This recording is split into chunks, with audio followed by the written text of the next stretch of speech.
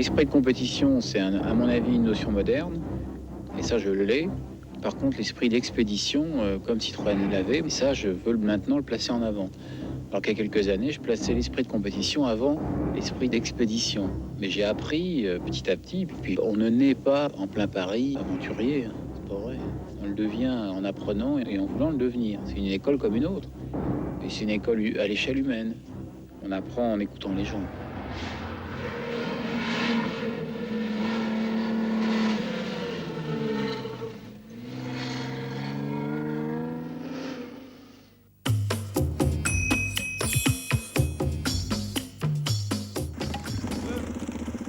Cette école de l'aventure, ou plutôt cette école de la vie, fondée par Thierry Sabine, ils étaient quelques dizaines à s'y être inscrits le 26 décembre 1978, quand le premier rallye Paris-Dakar s'élance de la place du Trocadéro à Paris. Dans la droite ligne des rallyes Abidjan-Nice, créés par Jean-Claude Bertrand, Thierry Sabine fut d'ailleurs concurrent moto lors du second, le Paris-Dakar a su cristalliser ce goût pour l'Afrique, pour l'aventure et pour les sports mécaniques qui passionnaient les foules en cette fin des 70s. Vous vous rappelez un petit peu de Gaume-Opti? C'est plus dur. Vous vous rappelez de Gaume-Opti? Gaume-Opti, c'était des pistes assez roulantes et d'un seul coup des pièges et des pistes effondrées. Aujourd'hui, c'est sensiblement la même chose. La seule chose, c'est que les pièges sont beaucoup plus rapprochés. Des pièges rapprochés, des pistes encore inconnues et surtout un matériel très proche de la série. Il n'en faut pas plus pour que la légende soit en marche. Les aventures vécues par les concurrents feront le reste. Les Africains réservent un accueil enthousiaste et passionné aux équipages rescapés et les motards se posent d'entrée en véritables héros de ce premier Paris-Dakar. La victoire revient à la Range Rover de l'équipage de Genestier Terbiot-Le Mordant, mais au général, Cyril Neveu l'emporte devant Gilles Comte et Philippe Vassart, qui auraient pu gagner sans l'annulation d'une étape. Le vainqueur de ce Paris-Dakar vient de monter sur le podium, mon cher Cyril, et puis vient de terminer en beauté avec un beau soleil. Je suis vraiment content d'être là, c'est fantastique.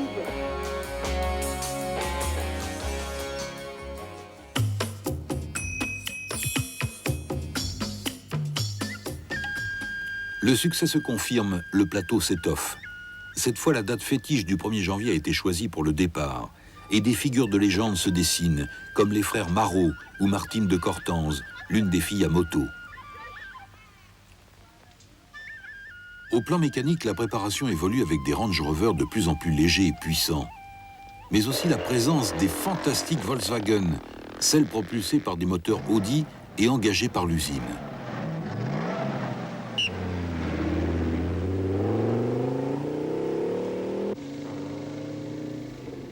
Leurs sauts de cabri sont impressionnants.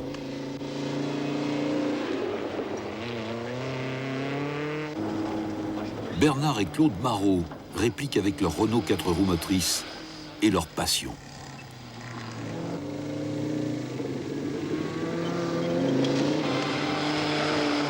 Pour la beauté de la course, de toute manière, il va falloir qu'on se batte. Il n'y a pas le choix. Si on se bat pas, il y a 4 Iltis en tête, et puis quoi, la course ne ressemble plus à rien, donc on va se bagarrer. On fera de la mécanique et on se bagarrera, quoi. Bon, on va pas laisser ça là.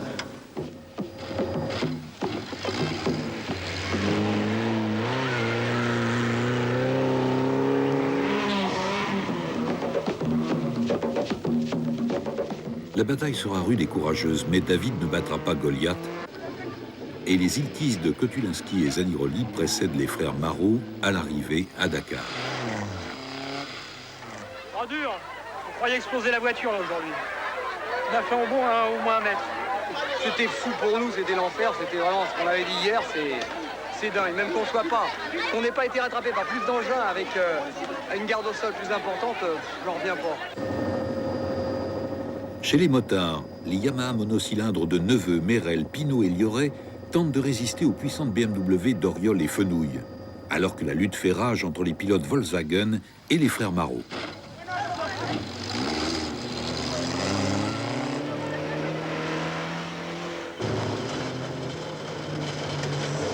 Fais gaffe là, Claude. Village, le village, fais gaffe au village. Les cadres, va pas décoller. Fais gaffe, il freine. Fais gaffe, il part en travers. Fais gaffe, fais gaffe, fais gaffe. Non, fais gaffe, on rentre dedans. En température. Ça va, fais gaffe, Claude.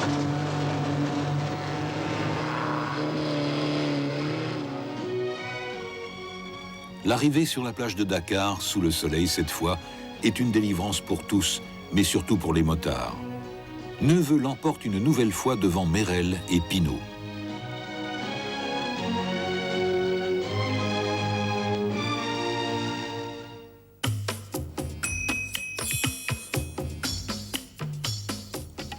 La grande foule est là au petit matin du 1er janvier 1981 pour acclamer les aventuriers partant vaincre le désert. Une équipe officielle Yamaha a été engagée avec Merel et Baku pour contrer BMW et Honda. Cette fois, il faudra vaincre les grandes dunes du désert de Tannesruft.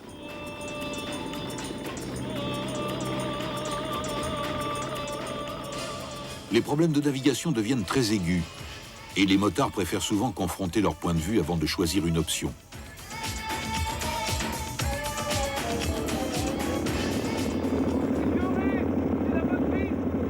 On était dans le désert, on était complètement perdus. À la sortie du village, là, on savait pas où aller. Et puis avec Franck Rue et puis Charnien.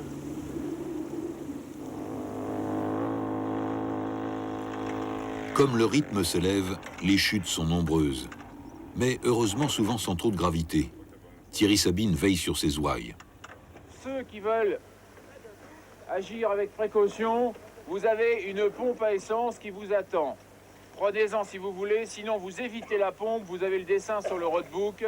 Et je vous demande une chose importante, c'est pour sortir de Sillette, de prendre votre temps. En reconnaissance, j'ai mis 1h30 à trouver la sortie de Sillette.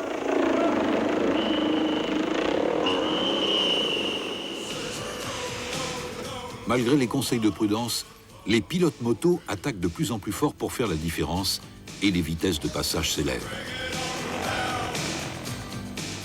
Citroën a engagé une équipe officielle face au Range Rover et au Lada. Sur les pistes sinueuses et techniques du Mali, la lutte entre les grosses BMW d'Oriol et Fenouil et les agiles Yamaha de Baku et Merel est sans pitié.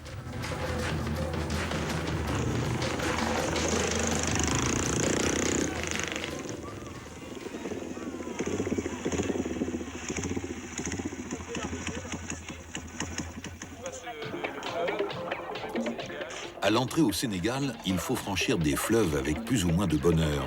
Mais cette fois, la puissance du moteur bicylindre de la BMW est imparable. Et Oriol l'emporte après son faux pas de l'édition précédente. L'arrivée sur la plage de Dakar est une immense fête. Il devance Baku, Merel et Fenouil.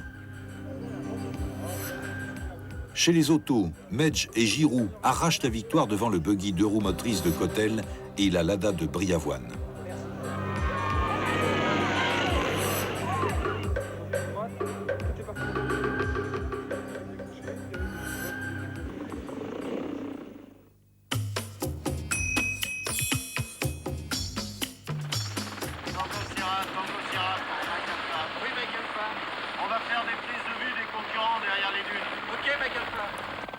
L'hélicoptère est devenu l'arme absolue pour surveiller et contrôler le rallye.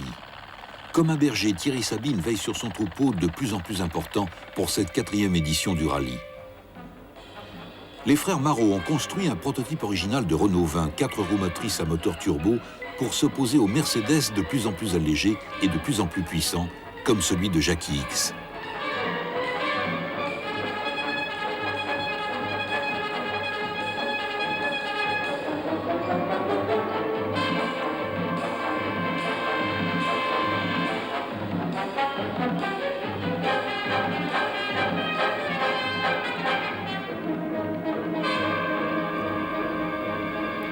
Les torchères de Hassim et Saoud éclairent le bivouac pendant le briefing de Thierry Sabine. Vous avez au-dessus de la tête un certain nombre d'hélicos. Il y a un hélico de direction de course dans lequel je suis, qui est l'hélico bleu, et un hélico d'évacuation sanitaire qui est à l'ouest, petit hélicoptère blanc, qui n'est pas celui qui est derrière moi. Celui qui est là, c'est un hélicoptère de prise de vue. La logistique rendue nécessaire par le suivi du rallye s'est donc alourdie et les performances des machines ont considérablement progressé. La bataille entre la Renault 20 des frères Marot et les Range Rover de Medj, Zaniroli et Lartigue est grandiose.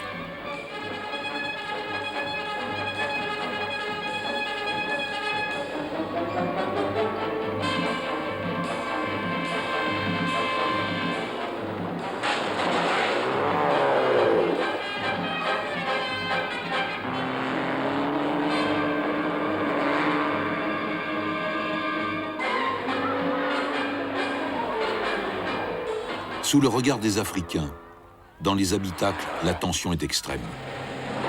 Pratique cette boussole là. Tu tires, attention. Non, fais attention aux vaches. Attention parce que là elles sont dans le milieu. Ouais, punaise. Attention à celle de droite, pas sur le cul. C'est bon. Ça y va, ça y va.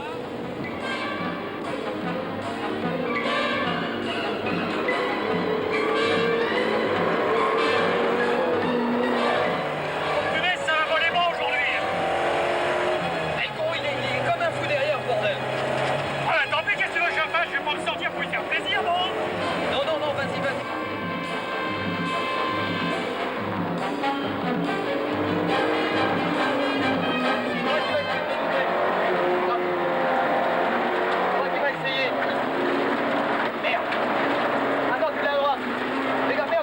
Ah, je suis obligé de... Ah, ouais, bon. C'est bon, attention. Ah, tant pis pour lui, mon vieux, tiens. Allez, c'est bon. Un but à larguer, il y a du bouffée de touche. C'est bon, c'est parti. Merde, fais gaffe, le cheval. Mais il fait la course, lui, ou quoi? C'est pas vrai, oh. Laisse-le partir.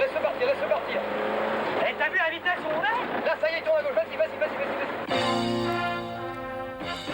Sur les pistes étroites, les dépassements sont difficiles et les frères Marot l'emportent devant Briavoine, Josso et Lartigue. Chez les motards, Cyril Neveu, au guidon d'une Honda depuis l'année précédente, signe sa 3e victoire devant Philippe Vassard.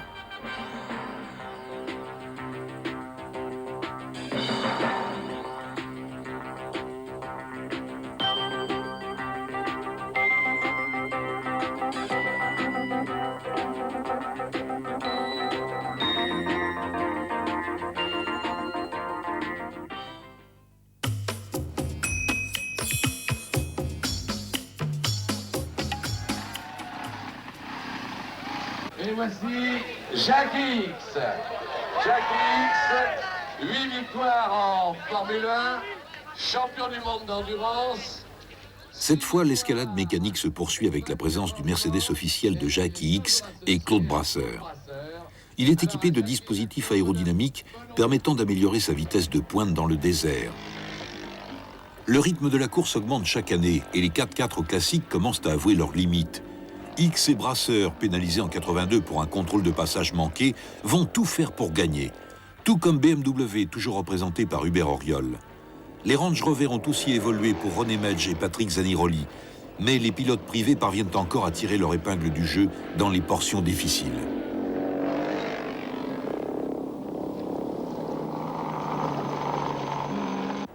En moto, les BMW, les Honda et les Yamaha ne se quittent pas. Le soir, à l'étape, le bivouac s'organise autour des camions d'Africa Tour chargés de l'intendance. Claude Brasseur en profite pour préparer son étape du lendemain, alors que les mécaniciens du team Honda refont la machine à neuf, avant d'affronter le terrible désert du Ténéré qu'il va falloir traverser coûte que coûte.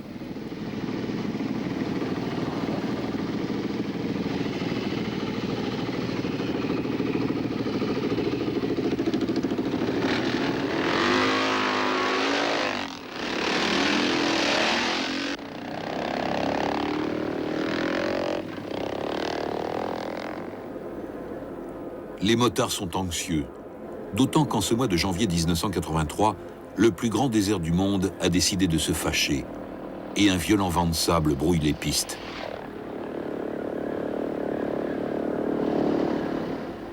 Deux casques au bout d'une pique, c'est le signe qu'un accident s'est produit au creux de la dune. Le service médical intervient au plus vite avant d'évacuer les blessés par hélicoptère.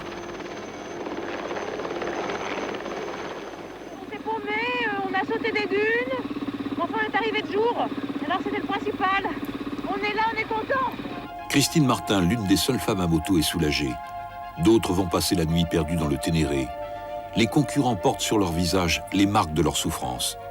Quand la nuit est tombée, ça a été vraiment l'enfer. L'enfer a commencé parce qu'on ne voyait plus à 3 mètres. On a été obligé de bivouaquer parce que c'était vraiment plus raisonnable. Je crois qu'on serait vraiment parti dans la nature et très loin. On arrive maintenant, crevé, sans avoir dormi. Voilà, bonne chance, hein.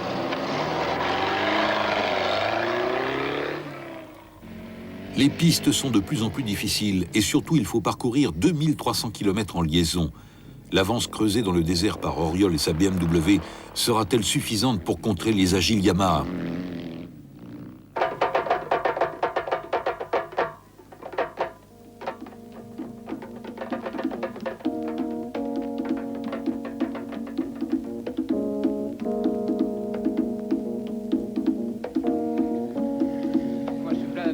Pour les motards parce que ce qu'on a vécu depuis 2300 km maintenant, même si la liaison n'était pas en temps imparti difficile à réaliser, la piste a été truffée de cailloux, de saignées, de rochers, de marches à franchir et je veux dire pour les motards ça a dû être quelque chose d'absolument très très difficile. Quand on se dit qu'on a 2300 bornes, ça paraît fou et puis en fait on arrive au bout mais c'est les derniers 100 km qui sont longs. On a l'impression qu'on n'arrivera jamais au bout. Je sais pas, on est arrivé très tard. Oui, je vous ai vu arriver. On a souffert dans la poussière, quelque chose de on a fait les 200 km de nuit, c'était horrible. On a fait 200 de nuit. Après, il faut encore assurer jusqu'à Dakar en remontant vers le nord par Bamako et Nioro du Sahel.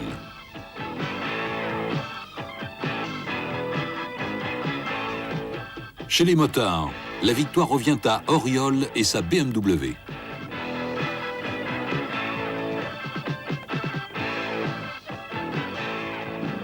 Merveilleux. Pour une fois, on t'écrasera pas. X et Brasseur triomphe en auto.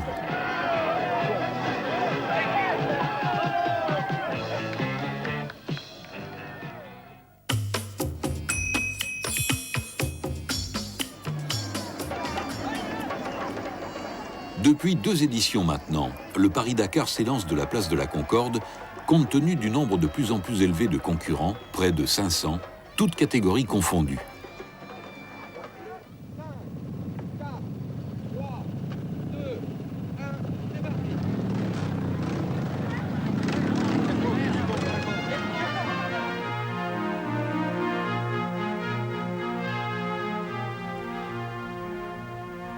L'attrait des pistes africaines est plus fort que jamais. Le charme du Paris-Dakar vient aussi du mélange des genres. Auto, moto et camions vivent leur course sur un même itinéraire.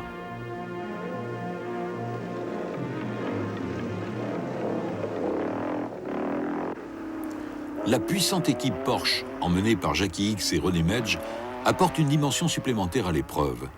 Alors que le monstrueux DAF bimoteur de Yann de Rooij prouve que les camions ont aussi leur mot à dire au classement général avec plus de 1000 chevaux.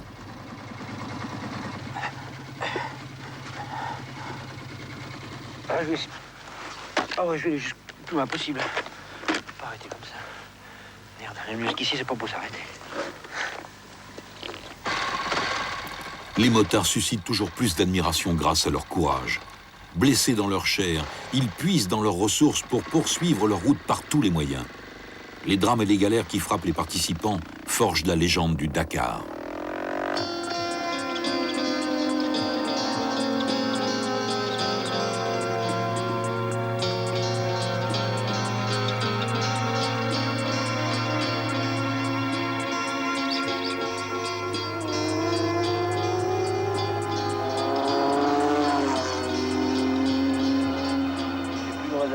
Le réservoir est complètement éclaté. Et j'ai tout détruit, quoi. Voilà. C'est comme ça, hein. Maintenant, je crois que le Paris-Dakar, il faut une assistance qui suive sans arrêt. Autrement, le privé, maintenant, c'est vraiment dur. Hein. J'ai jamais changé une seule pièce de suspension sur ma voiture, ni de pont, ni rien. Donc, j'ai pas été très vite. Mais j'ai appris une chose, c'est que l'assistance est primordiale. Parfois, pour l'assistance, c'est trop tard. Alors que les équipes Porsche en auto et BMW en moto ont assuré leurs arrières sur ce plan.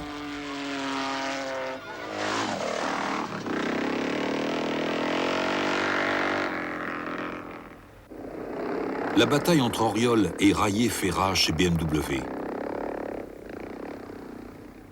Alors que Fenouil s'offre une cabriole terrible, heureusement sans conséquence. Je suis con, je dormais.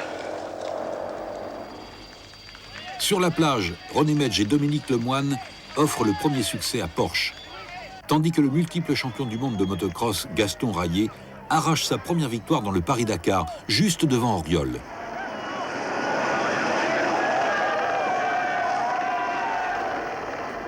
Thierry Sabine hérite, lui, d'un bain gratuit dans l'océan.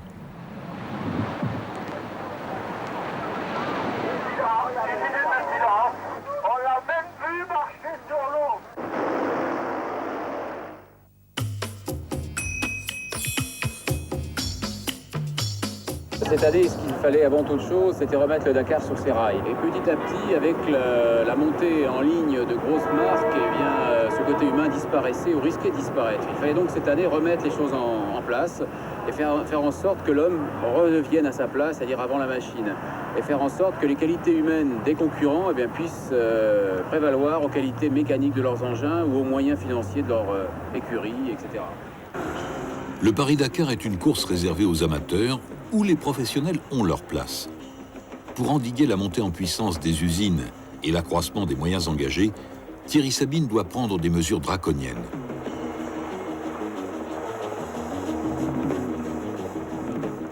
Mais privés ou professionnels, les galères sont les mêmes. Et la renommée du Dakar incite de plus en plus de personnalités à venir tout risquer pour le plaisir, tout simplement.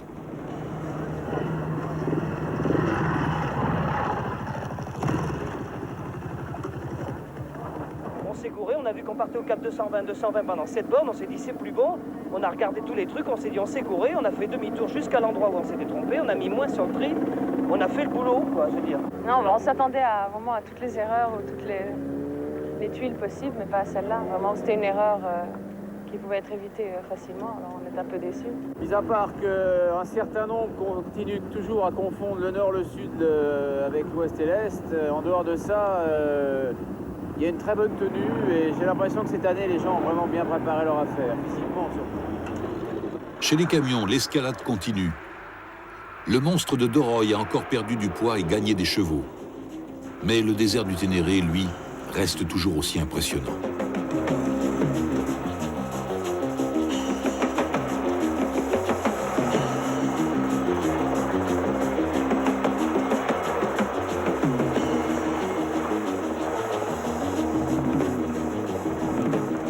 Alors qu'elles font tout pour gagner, les Porsche abandonnent une à une. Je crois que ce qui déçoit le plus, c'est de savoir qu'on peut gagner, qu'on peut remporter ce rallye, par exemple, et que d'un seul coup, pour une petite bêtise, tout est anéanti d'un seul coup. Pour de petites bêtises, justement, la victoire revient cette année-là au Mitsubishi de Patrick Zaniroli et Jean Da Silva. Les Japonais ont appris en 3 ans à triompher des pièges de la piste. Chez les motards, Gaston Rayet ajoute un deuxième succès consécutif à son palmarès pour le compte de BMW.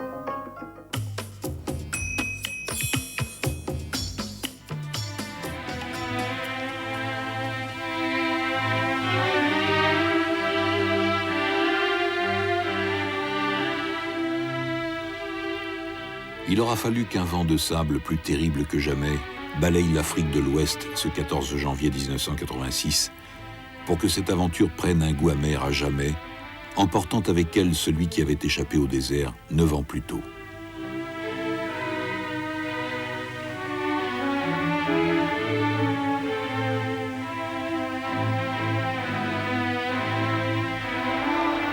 Avant le drame, la course avait pris ses droits, comme toujours. Et l'affrontement entre Porsche, Lada et Mitsubishi s'annonçait plus terrible que jamais. Mais les moments de répit allaient être brefs.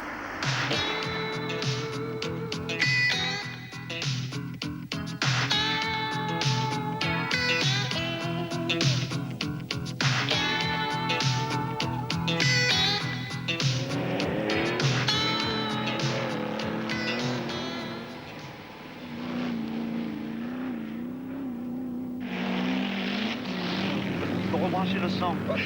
Tac. Ah, maman. Oh oui, regardez, 4 bras, moi. 4 bras. Ça va, Claude, ça se passe bien? Tout va bien, jusqu'à présent. Non, c'est génial, c'est super, c'est génial. Les gigantesques dunes de sable de l'ergue de Bilma au sud du Ténéré vont contraindre les concurrents à se battre jusqu'au bout, jusqu'à l'extrême limite de leur résistance.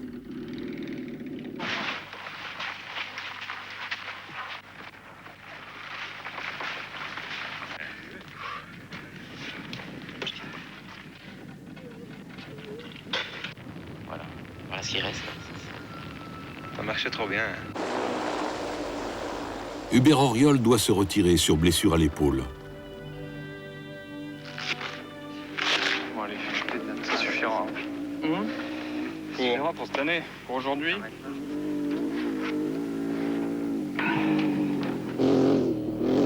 Une Cagiva ne remportera pas le Dakar en 1986.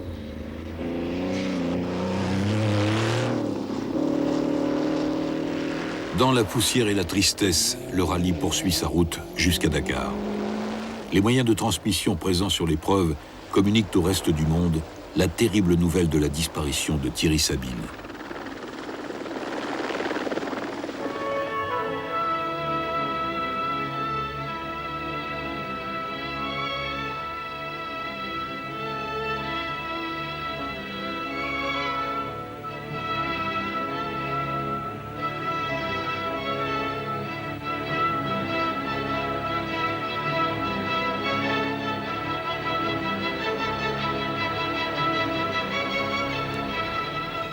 Après avoir failli s'arrêter à Bamako, le rallye se poursuivra jusqu'à son terme, malgré un vent de sable obsédant.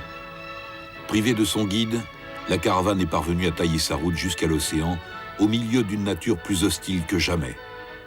Medj et Neveu remportent cette terrible édition de 1986 d'une épreuve qui ne sera plus jamais comme avant. Gilbert Sabine, père de Thierry, relève le défi de pérenniser une aventure pour laquelle son fils et ses compagnons ont perdu leur vie.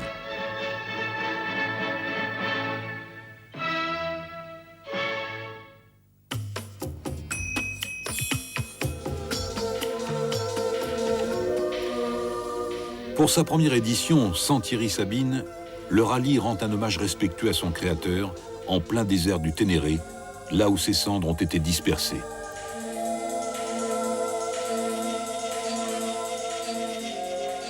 Nous partons en convoi vers l'arbre perdu, qui s'appelle maintenant l'arbre Thierry Sabine, où reposent les cendres de Thierry.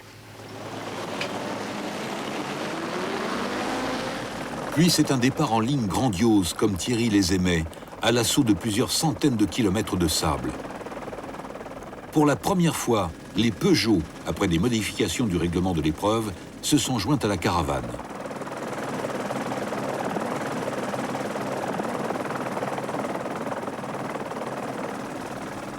Le talent des motards reste toujours aussi impressionnant.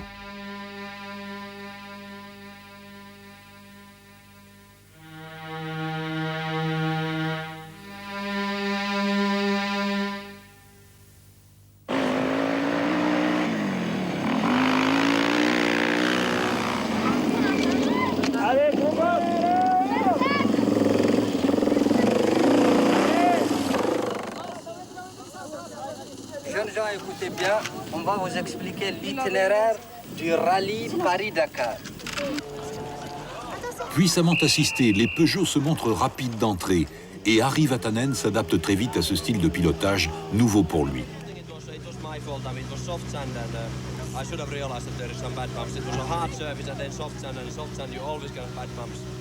On va donc s'attaquer à 5 étapes mauritaniennes qui vont être chacune d'entre elles, je crois, un gros morceau. Aujourd'hui, c'est une première, Tombouctou-Néma, par une piste que nous n'avons jamais empruntée.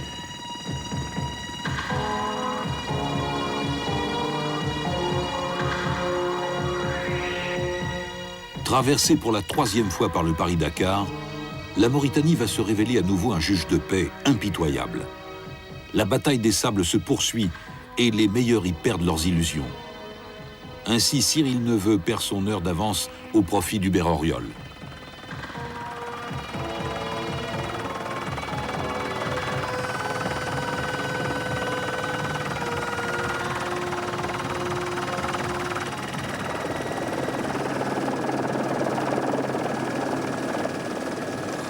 Apparemment, t'es tout seul.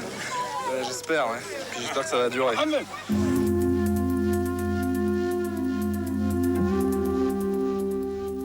Le combat entre Auriol et Neveu suscite toutes les passions. Non, non, et Hubert, il est loin. Il a crevé. Oh putain.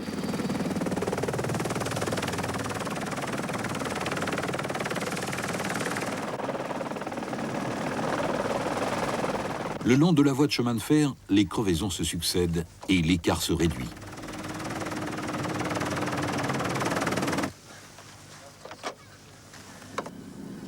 C'est comme ça, hein, c'est la vie. Ce qui est bien, c'est que je sois encore devant. Ça, c'est important.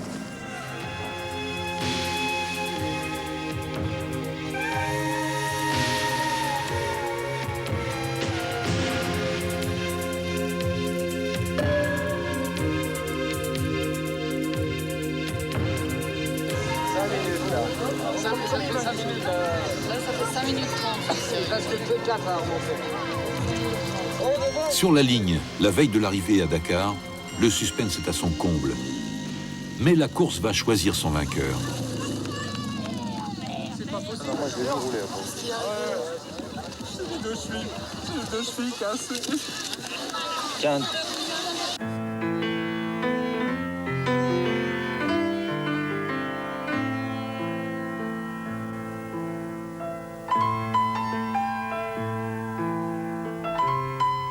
En plein centre de Dakar, Cyril Neveu, Harry Vatanen, Bernard Giraud et Yann de Rooij remportent le premier Paris-Dakar sans recevoir les félicitations de Thierry Sabine.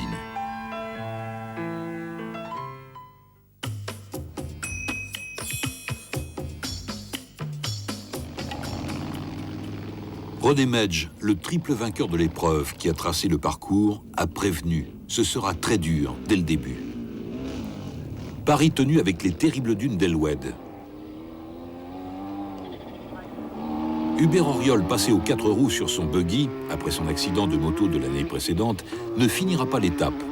Et de nombreux autres concurrents resteront en sa compagnie, plantés dans les dunes, prisonniers du désert. Près d'un tiers des concurrents perdra là toutes ses illusions.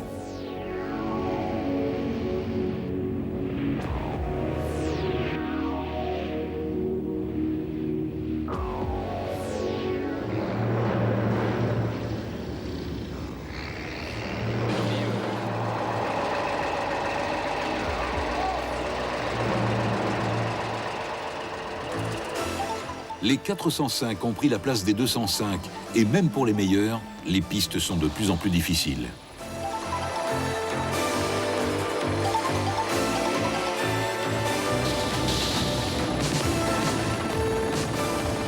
Pour gagner de la vitesse de pointe, Pierre-Marie Pauly se couche sur son écureuil.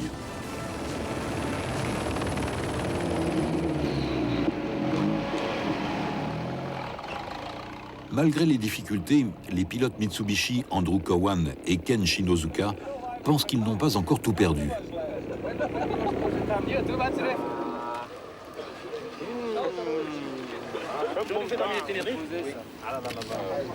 Les hommes du désert rendent visite aux aventuriers qui traversent si vite leur pays.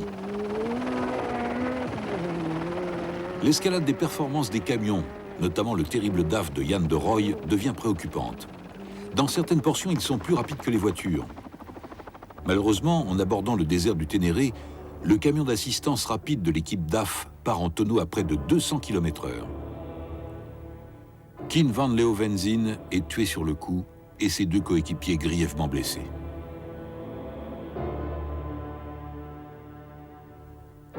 Yann de Rooij est accablé et retire son équipe. Ce drame marque la fin de la présence des camions prototypes dans le Paris-Dakar.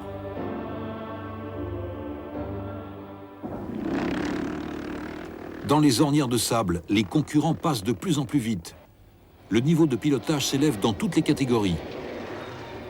Le vent de sable signalé par René Medj n'est qu'un élément supplémentaire à maîtriser.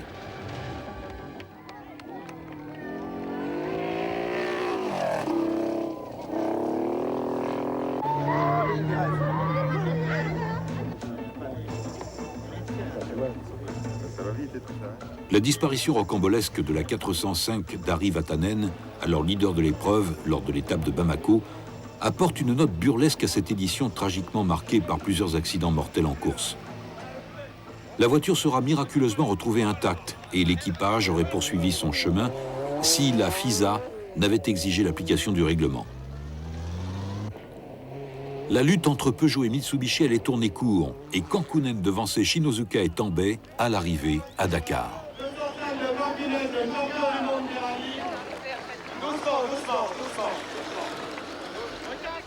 Eddie Orioli a porté la première victoire aux Italiens avec sa Honda, devant la Yamaha de Pico et la Honda de Gilles Lallet.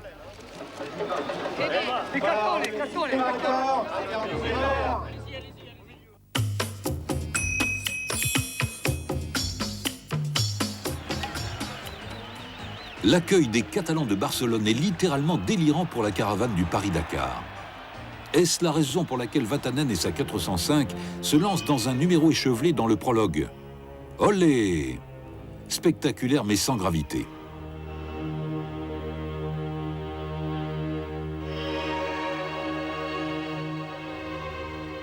Dans les dunes du Ténéré, c'est un exercice autrement plus délicat et dangereux que doivent se livrer les concurrents. Chaque dune peut dissimuler un piège redoutable, où l'on risque de perdre le rallye et même la vie. Comme toujours, les motards payent le plus lourd tribut.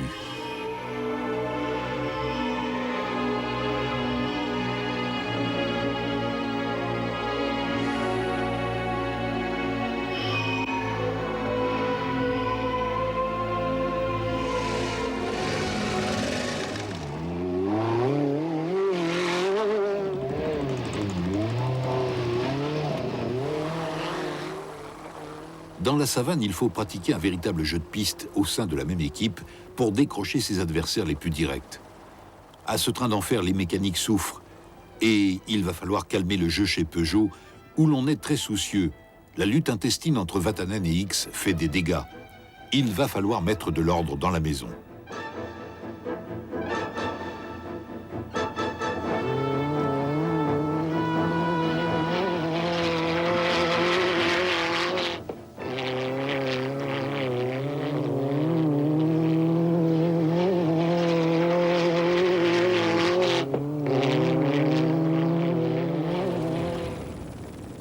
La lutte des motos est sublime, avec le bras de fer de Gilles Lallet et Stéphane Peter-Ancel. Les adversaires évoluent à un niveau de pilotage encore jamais atteint jusque-là dans les rallyes africains. Et d'ailleurs, on ne fait pas d'omelette sans casser des œufs. Vous pouvez casser la moto. Vous pouvez casser la moto. Casser la moto.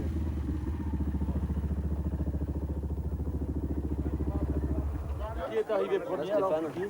C'est Morales qui est arrivé premier. T'es tombé? Ah, t'es retombé encore en tout cas.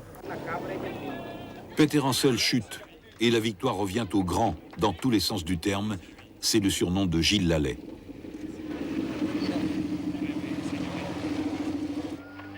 Je sais pas, je vais avoir un problème d'amortisseur.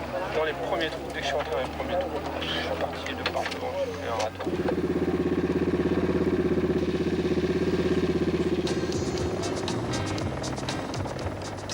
Dernier départ en ligne sur la plage. Dernière ligne droite avant l'arrivée.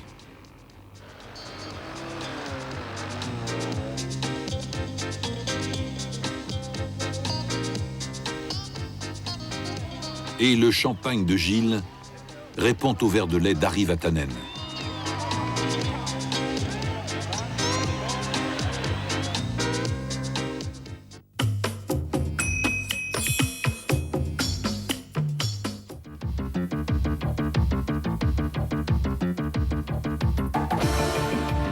Pour la première fois de son histoire, le rallye traverse le désert libyen.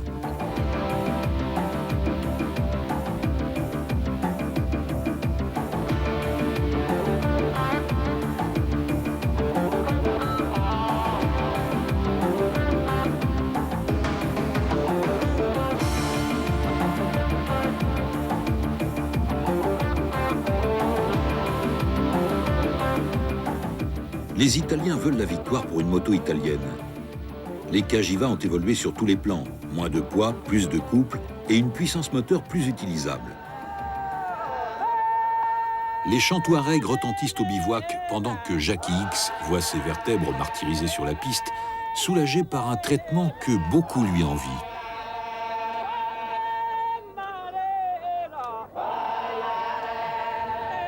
Ce n'était pas vraiment une bonne journée pour nous. Au début, Bruno, il était malade. Il était vraiment dérangé. Peut-être qu'il a mangé quelque chose pas très frais hier soir. J'ai roulé un peu trop vite et j'ai fait un grand bijou avec les arbres.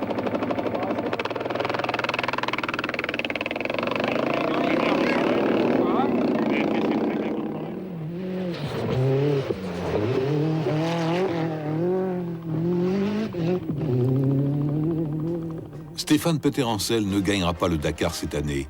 Il ne sortira pas du désert.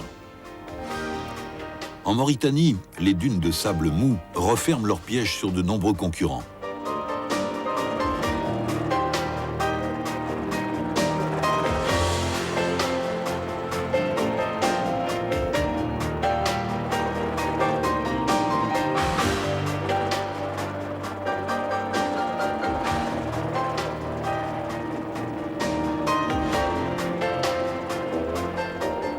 Même les pilotes d'usine deviennent fous et tournent en rond comme des animaux en cage.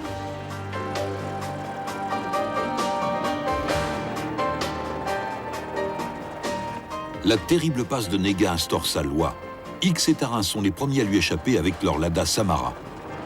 Je pense que c'est le plus difficile qu'on ait jamais fait dans aucun Dakar.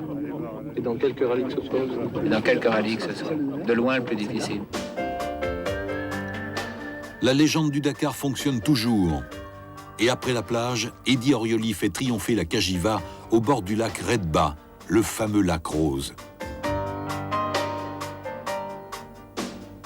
Arrivé en convoi pour les Peugeot, avec une nouvelle victoire d'Ari Vatanen et Bruno Berglund.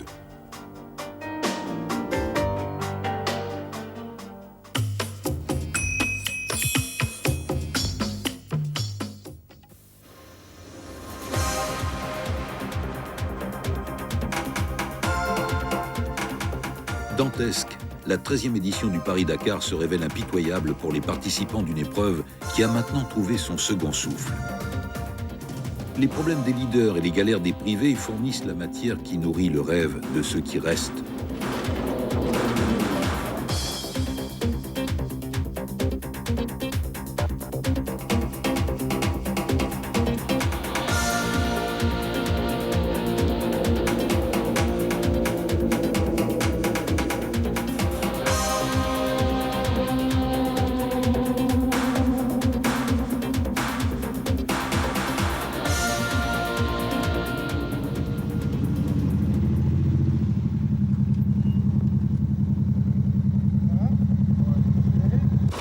Physiquement crevé, mort.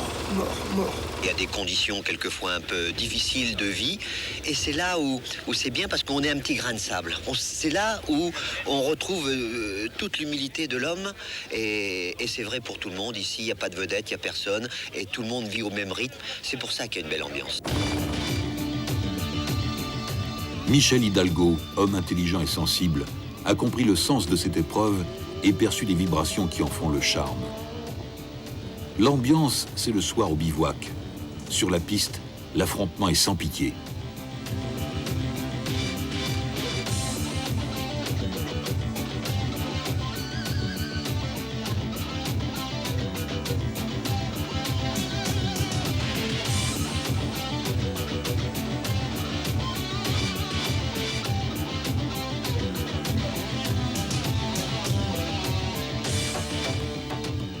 Les espoirs d'X et Tarin sont partis dans la fumée de leur Citroën, répétition tragique de la scène qui allait coûter la vie à Christian Tarin 10 mois plus tard, en Égypte. L'escalade technologique et sportive se poursuit entre Citroën et Mitsubishi, mais les hommes restent prépondérants dès que la navigation joue un rôle déterminant.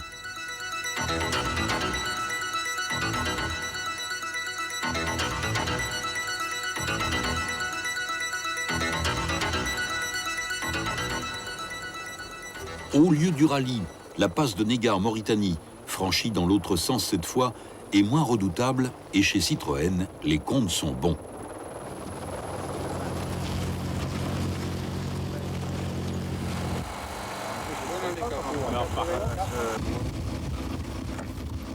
Pour moi, sportivement parlant, ça a été un Dakar exceptionnel. Nous l'avions annoncé très dur. Il a été très dur, effectivement. Quand on regarde le classement général des voitures, on voit 5 marathons dans les 15 premiers, dans les motos également.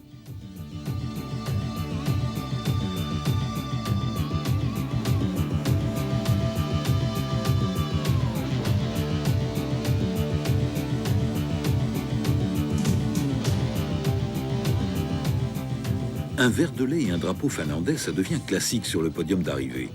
La joie de Stéphane Peterencel fait plaisir à tous. Cette fois, il a arraché sa première victoire au Dakar.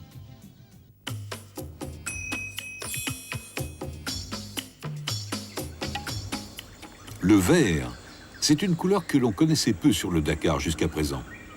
Pour la rencontrer, il a fallu changer de direction et de destination pour viser beaucoup plus au sud, vers le Cap.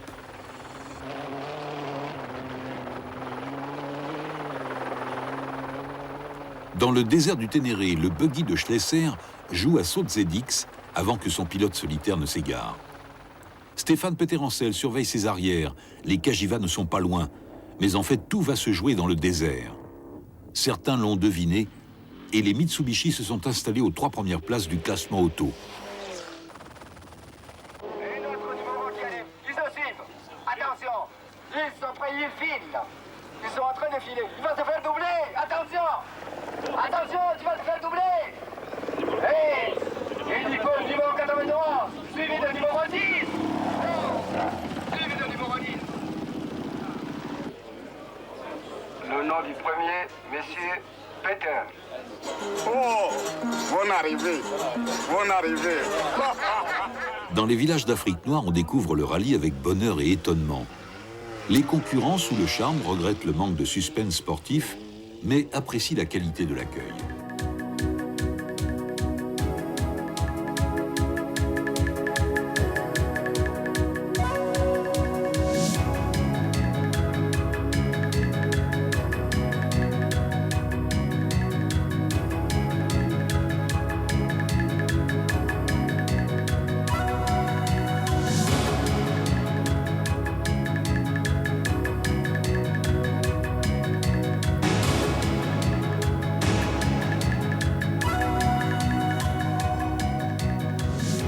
La boue est venue trop tard et trop peu.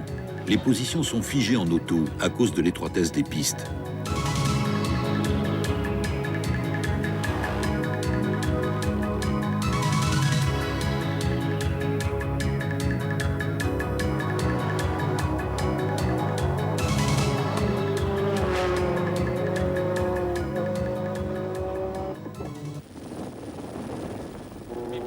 Pour se distraire, certains, comme Salvador Servia, n'hésitent pas à donner de la voix.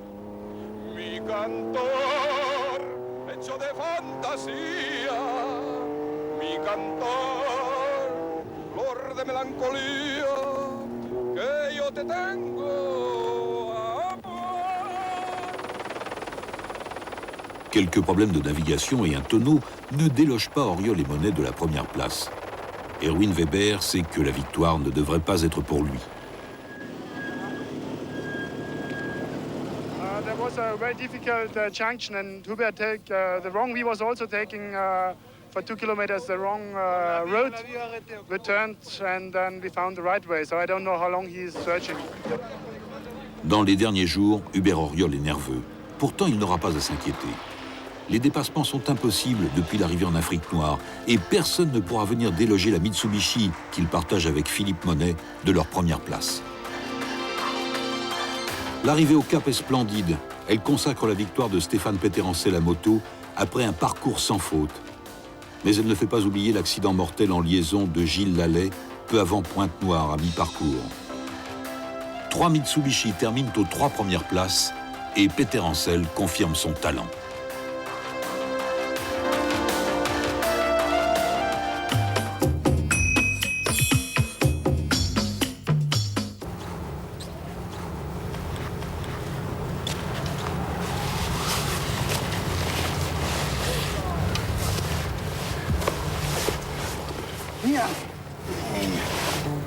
Comment possible? Pas évident.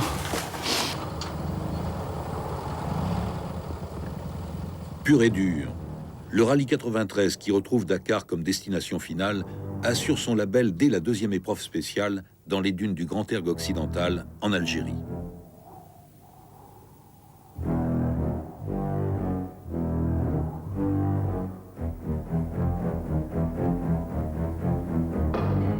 Une étape terrible de quelques 1200 km effectifs où se dilue la caravane.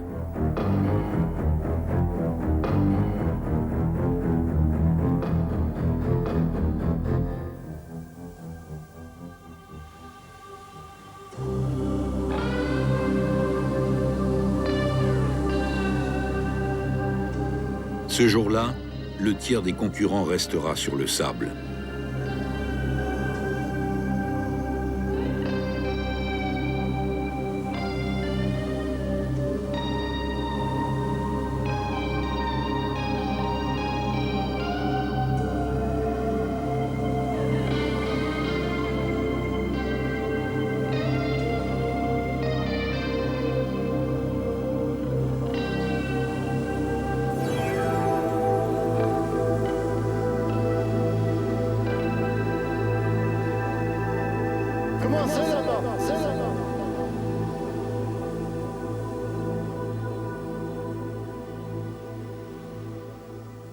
Les petits souffrent, mais les grands aussi.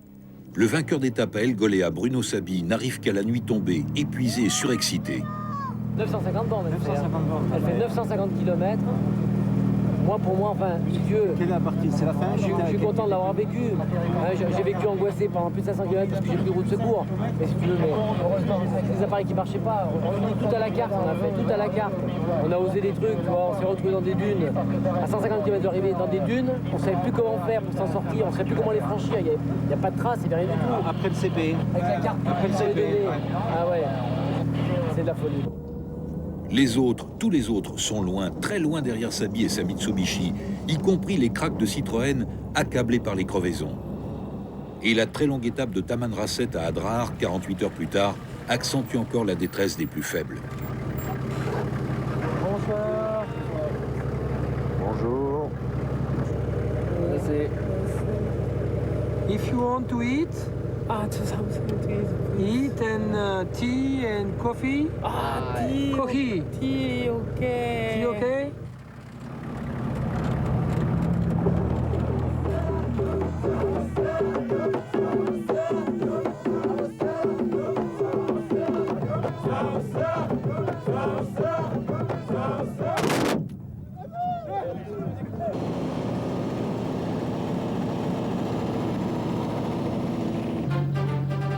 À mi-parcours, Bruno Sabi n'a plus qu'un adversaire, Pierre Lartigue, sauvé in extremis de la mise hors course après une affaire de ravitaillement illicite.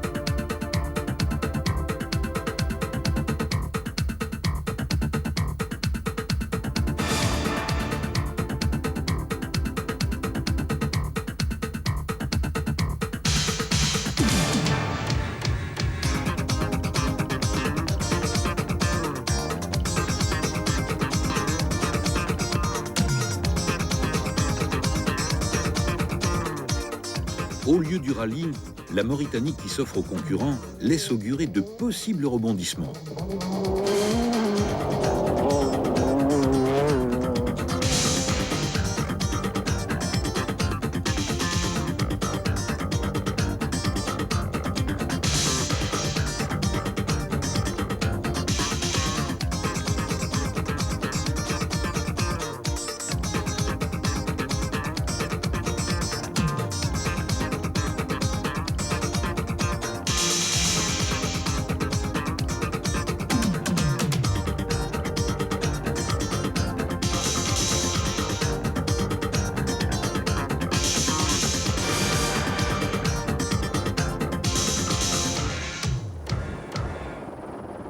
Mais Sabi ne connaîtra qu'une seule inquiétude entre Attard et Nouakchott à la veille de l'arrivée. Perdu, il trouve alors dans l'aide providentielle de Stéphane Peterencel, leader du classement moto, le coup de pouce du destin dont il avait besoin. Oh putain, on est sorti de ce merdier là-bas. Merci, hein, putain, tu nous as bien aidé aussi. Hein. Un an à peine après ses débuts en rallye raid, Bruno Sabi triomphe au Sénégal devant Pierre Lartigue et Hubert Auriol. Stéphane Peterencel, débarrassé depuis les premiers jours de toute forme de contestation, remporte l'épreuve pour la 3e année consécutive, du jamais vu dans l'histoire du Dakar. Quant à Francesco Perlini, il s'impose dans la catégorie camion.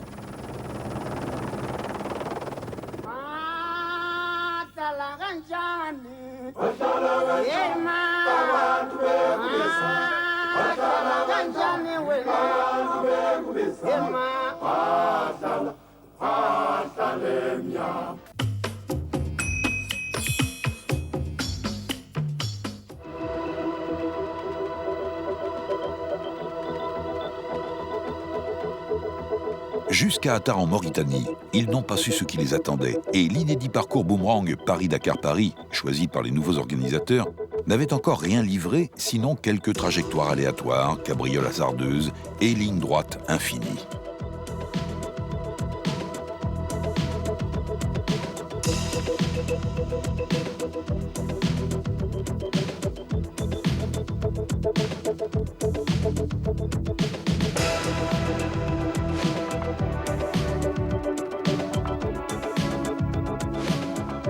Ce qui les attend donc à la 11e étape entre Attard et Nouadhibou tient de l'impossible et un nom maléfique, le triangle des dunes molles.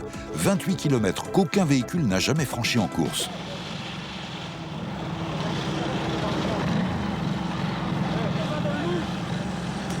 Vaut mieux partir sur le dur, hein. Allez. Ils sont tous là, les cadors de la moto. Les Orioli, Arcarons, Méoni, empêtrés dans le sable jusqu'au carter, essayant d'avancer quand même. Ils ne sont plus rivaux, juste compagnons d'infortune.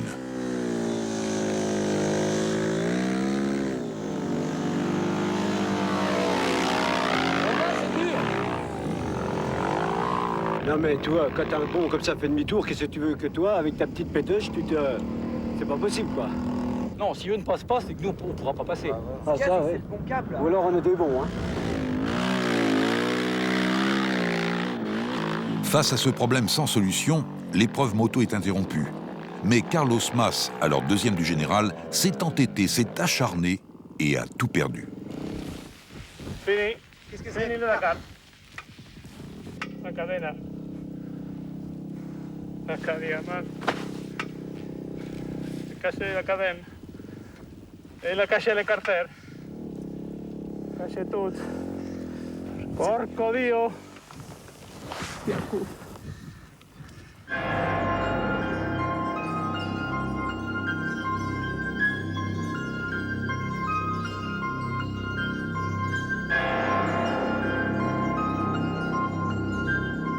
Les voitures ne passent pas mieux, avancent de quelques mètres pour s'ensabler plus profondément. Les mécaniques s'effilochent, les nerfs aussi. Fenouil, directeur de course, observe la débâcle. Dans ce triangle des dunes molles où l'on passe plus de temps agenouillé qu'au volant, deux stratégies d'écurie s'opposent.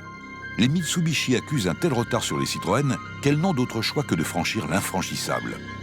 A l'inverse, l'équipe française installée aux 2 premières places du général a tout à craindre de cette lutte impossible. Le constat est donc dressé. Pierre Lartigue et Hubert Auriol contournent l'ergue, escamotent le contrôle et gagnent le bivouac à 4h30 du matin.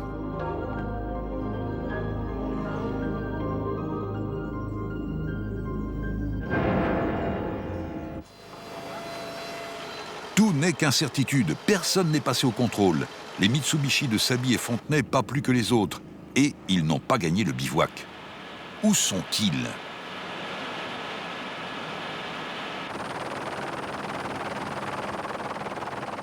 Au petit matin, la scène est impensable. Une nuit durant, Serriès et Mousmara, les navigateurs, ont marché devant les voitures pour évaluer les passages adéquats.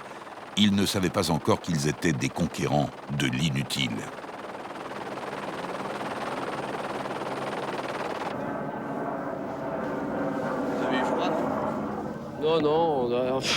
on transpirait. Hein. Il y avait tellement à s'occuper. On s'est, je sais pas, on s'est ensablé peut-être 200 fois. 200 fois, on a ressoulevé la voiture. C'était fou, c'était fou. Tous les concurrents se sont déroutés. Le triangle des dunes molles n'a pas été pris en compte. Trop épuisé, certainement aussi trop amer, Saby et Fontenay abandonnent et laissent Pierre Lartigue s'imposer devant Hubert Auriol et Philippe Vanberg.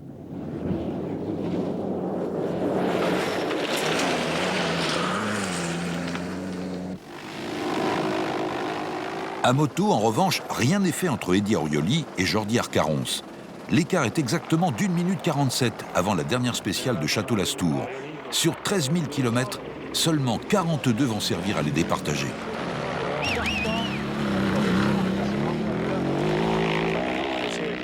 Jordi Arcarons se dresse, un léger rictus anime son visage. Il a compris. Aurioli le devance. 1 minute 13, jamais écart n'a été aussi minime. Lartigue, Aurioli l'oppresse en camion. En 1994, un podium se célébrait sur les Champs-Élysées.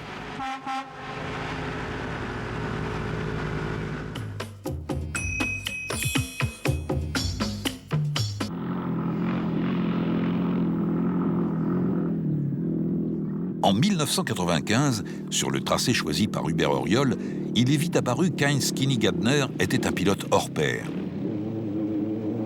Il est vite apparu également qu'il serait difficile de battre les Citroën. Impression confirmée au soir de la course, au regard d'un classement général mené de la première à la dernière étape.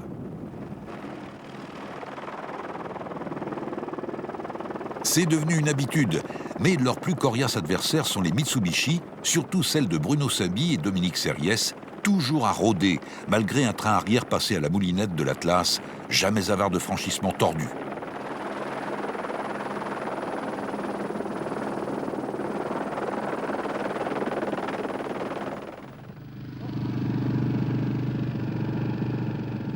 Heinz Kinnigadner domine sans partage le début de l'épreuve, alors que Stéphane Peterencel se trouve à bidouiller des réparations de fortune. Sur une KTM très légère et par un style aérien bien éloigné des habitudes du rallye raid, Kinny rafle 4 des 5 premières étapes. Il subjugue les observateurs.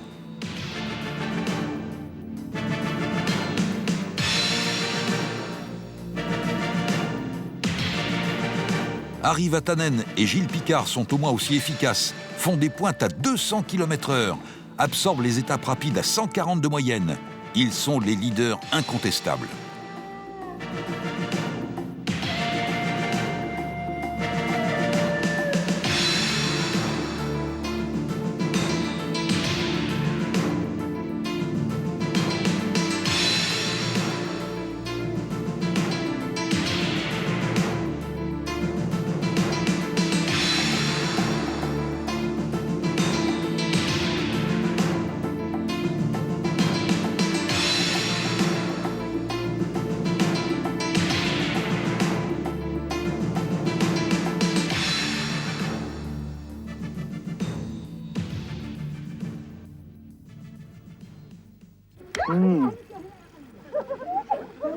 Merci. Merci beaucoup. Merci beaucoup. Merci.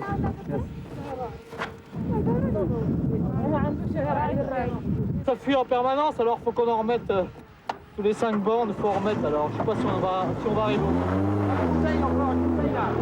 Vatanen et Picard, leaders incontestables donc, mais vaincus entre Zouerat et Chinguetti par un radiateur percé. Pierre Lartigue prend alors la place vacante, Bruno Saby aux trousses. Mais il a vite fait de marquer sa supériorité et de régler tout problème de concurrence. Mais chier, il fallait pas venir là, bon sang. Écoute.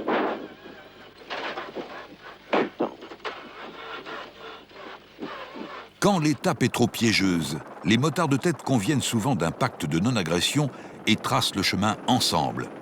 Ça n'empêche pas les chutes, ça n'empêche pas les filouteries, mais ça rassure. Dans ce groupe ne figure plus Kinnigadner. Il continue d'attaquer les courbes, fait des sauts de 20 mètres. Mais le manque de puissance de sa moto, des ennuis mécaniques et des erreurs de navigation l'ont rejeté loin de Jordi Arcarons et Stéphane Peterencel. La victoire se joue entre les deux hommes et commence par une polémique sur l'utilisation de ce marteau. Arcaronce a posé réclamation pour assistance illicite et aurait peut-être mieux fait de se taire. Accusant 12 minutes 29 de retard, pénalité comprise, il ne reste à Péterrancel qu'une étape entre Baquel et Labbé pour s'imposer. Il pilote alors comme un possédé, coupe les trajectoires, envoie les gaz sans retenue. Arcaronce concède 19 minutes, le Catalan est battu. En voiture, il n'y avait déjà plus de suspense quand la foule s'est écartée et que Pierre Lartigue a pu voir le drapeau breton et lire son nom.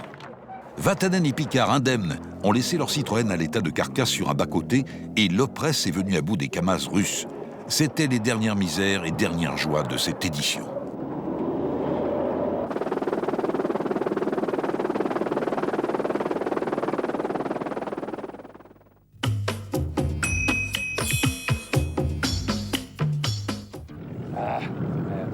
C'est cassé, extra. Bon, je suis pas.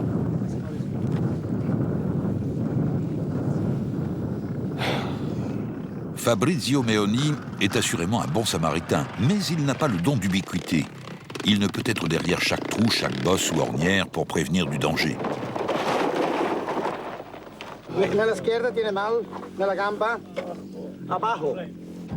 En ce début de rallye, les saignées brisent les corps, les mécaniques et les illusions. Shinozuka détruit son train avant. Sabi demeure groggy, la tête emplie de bruit de tôle se fracassant sur les pierres.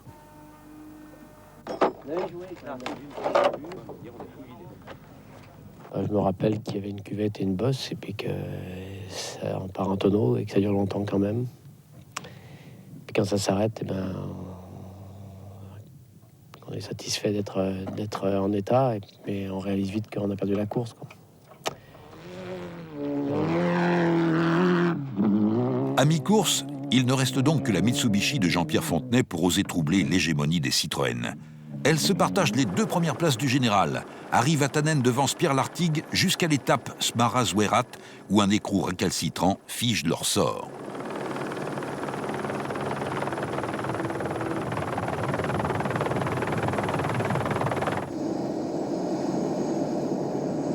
« 4-5 tours d'écrou en forçant. Puis là, il est grippé, impossible de l'enlever. On monte à deux dessus. On peut pas rouler comme ça parce qu'il reste encore 120 bornes. Pourtant, Vatanen et Picard roulent. Espoir définitivement disparu. Entre Smara et Zouerat, les lignes droites ont rejeté les plus ambitieux.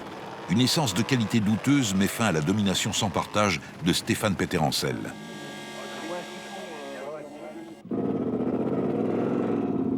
La Yamaha crachote, pétarade. Stéphane s'éclipse. La 5e victoire, je la voulais, c'était bien parti. Je suis vraiment très déçu, mais bon, c'est pas plus important. Je crois une victoire Dakar, c'est bien, mais c'est quand même pas le plus important. Il se passera d'autres choses. Heinz Kinnigadner abandonne dans le désert, et sa moto, et ses prétentions. Thierry Magnaldi a plus de mal à quitter les lieux. Jordi Arcaronce flirte avec l'instabilité, puis tombe. Eddie Orioli tient l'équilibre et passe. Il est le nouveau leader de l'épreuve moto. Sur le Dakar, chacun fait donc comme il peut. Mais c'est bien connu, sans galère, il n'y a pas de plaisir. On se fait pas d'amis non plus. C'est très très dur. La moto est très lourde dans le sable. Elle engage toujours de devant. Et voilà. Ce qu'il faut pas faire, c'est la merde.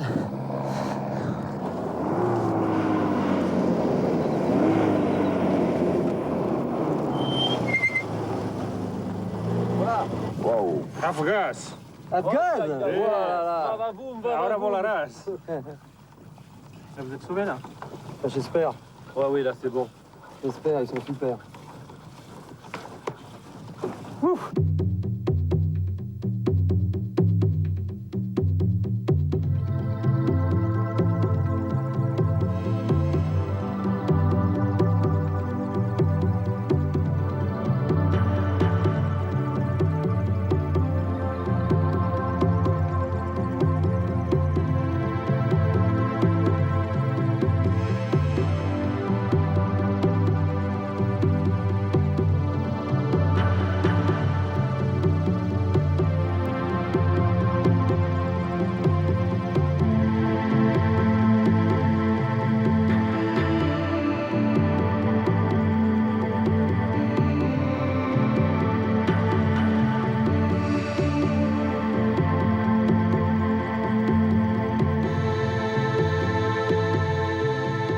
À la sortie du Mali, les positions sont claires.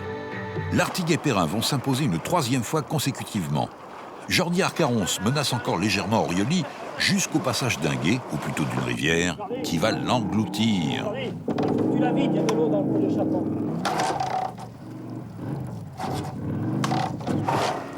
Ça l'a vraiment beaucoup.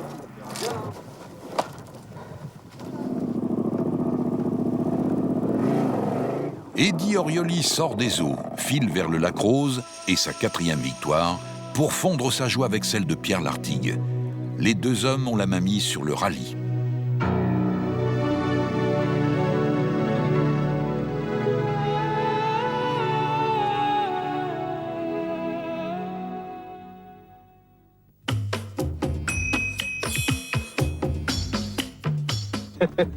Si je trouverais de l'argent, moi je vais payer une Mitsubishi. Ça c'est sûr, hein. Ça c'est hors concours. En 1997, Mitsubishi a d'évidence assuré sa promotion en phagocytant la course pour placer 4 de ses équipages aux 4 premières places. Outre le savoir-faire, la raison est aussi à chercher dans une évolution du règlement, l'exclusion des protos d'usine de la catégorie T3, donc l'exclusion des Citroën. Leur concurrent immédiat est ainsi le buggy de Jean-Louis Schlesser, jusqu'à une sortie de piste à plus de 160 km/h. T'as crevé? On a échappé, ouais. Oh putain. On la remet sur les roues, hein. Ah non, on va la remettre sur les roues.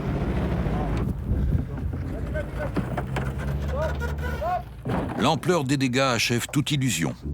Les SsangYong de Tambay et Rivière cassent rapidement, et les Toyota qui effectuent leur retour officiel ne se révèlent guère plus fiables. Après 6 étapes, on connaît le nom de la marque gagnante, reste le nom du pilote. Moi, je suis venu te donner les gris-gris contre les accidents. C'est vrai? Oui, tiens ça. C'est un porte-bonheur? C'est important. C'est les gris-gris, c'est très important. Rarement un homme aura autant dominé la course. Stéphane Péterancel attaque sans retenue, s'adjuge les 4 premières spéciales, creuse des écarts conséquents, obligeant les concurrents qui veulent lui tenir tête à commettre des fautes ou à trop tirer sur leur machine. Le moteur de Thierry Magnaldi rechigne. Il concède 7 heures. Seul reste Jordi Arcaronce à plus de 40 minutes après 4 étapes. Hay muchas pistas paralelas. Es fácil equivocarse, hay que vigilar muy bien el roadbook y el rumbo. Car entre Nara et Tombouctou, l'écurie KTM, pourtant en nombre, est décimée. Dany Laporte se luxe l'épaule, abandon. Kili Gardner se blesse au genou, abandon. Seulement 4 spéciales donc. Péterancel a fait place nette.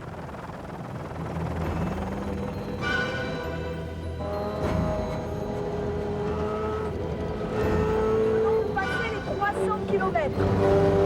Il me reste 114 et c'est l'arrivée de la spéciale. Bosse-les, doucement, Lulu, doucement, doucement, doucement. Bosse-les, j'ai dit. Attention, Pierrot, hop. Eh oui. C'est pas indiqué. Mais il faut faire attention.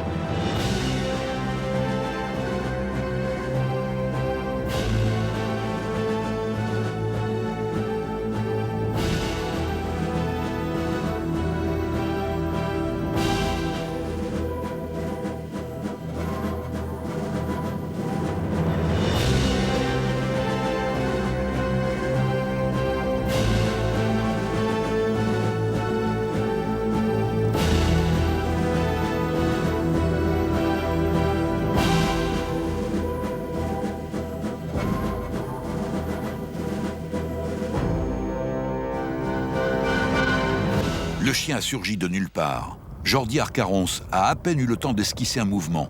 Indemne, surtout choqué, il laisse la 2e place à Gallardo, qui avance en louvoyant.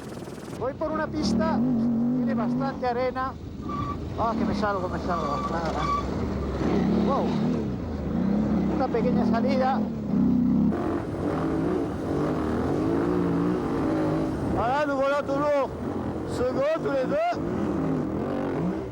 Castera, 3e du général, subit une énième culbute aux abords du lac Rose, où Stéphane Péterancel triomphe sans rival. 5e victoire, autant que Cyril Neveu. Dans l'équipe Mitsubishi, Saby s'élimine lui-même sur une dune anodine. Reste alors le mano à mano entre Fontenay et Shinozuka. Les écarts sont minimes, les risques maximaux. Le team manager refuse les excès. Il tranche. Ce sera Shinozuka.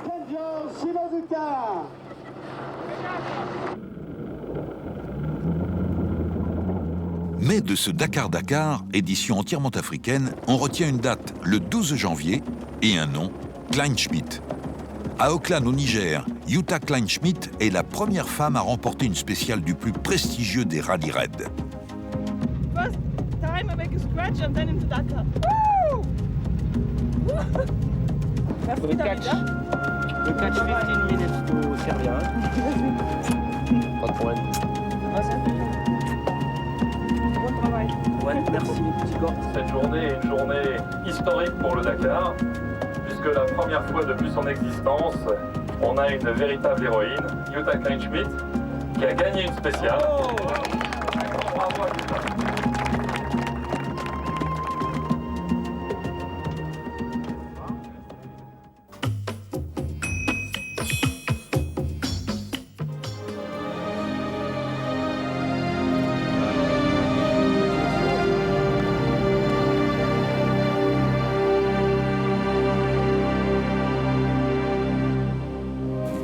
Panne d'essence.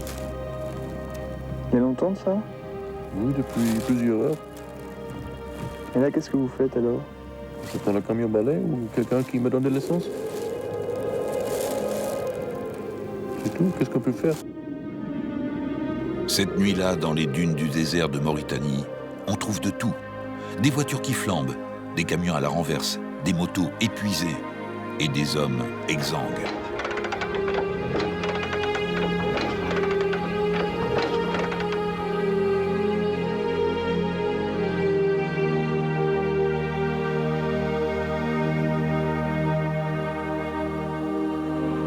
On dit souvent que le Dakar commence en Mauritanie. En 98, il s'y est aussi achevé pour beaucoup, incapable de rallier El Mreti dans les délais, attendant en vain des camions assistance à la peine. Une nuit maudite où rien ne vous est épargné, même dans votre sommeil.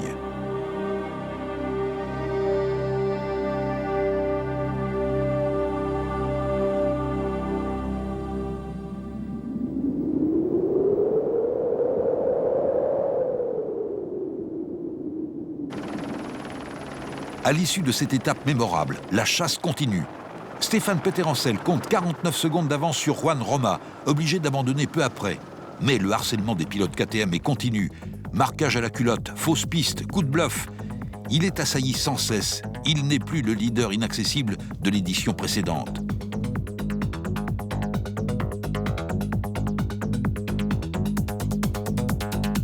Amoindri par une blessure à la main, il reste le plus apte à déjouer les pièges dans lesquels finissent par tomber ses adversaires, au premier rang desquels son dauphin, Fabrizio Meoni.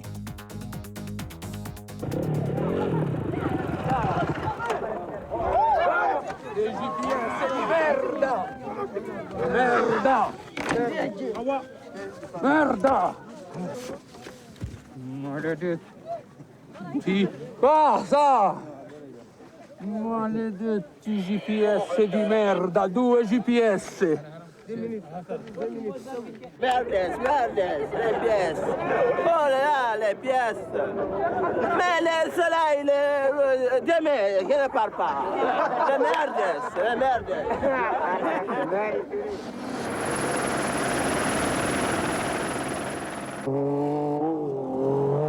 Les Mitsubishi ont la main mise sur l'épreuve auto. Elles remportent toutes les étapes, excepté la dernière. Fontenay, Saby, Shinozuka. Une nouvelle fois, seul le nom du pilote vainqueur demeure incertain. Chino est planté, merde, il faut que j'essaye de monter à droite, à mon avis. On va les aider, hein, on peut pas les laisser là.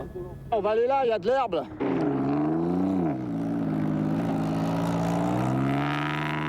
Il faut essayer de survivre parce qu'on n'est pas sûr de voir les camions ce soir, donc c'était important qu'on soit juste là. On recommencera la guerre après.